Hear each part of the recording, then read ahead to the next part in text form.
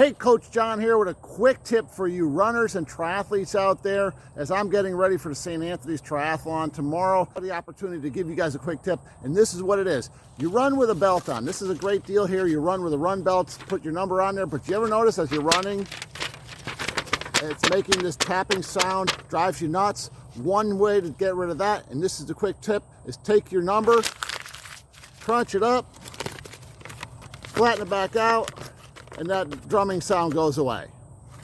Check out my long form videos on YouTube, Triathlon Tips with Coach John. Boom, Coach John, I'm out.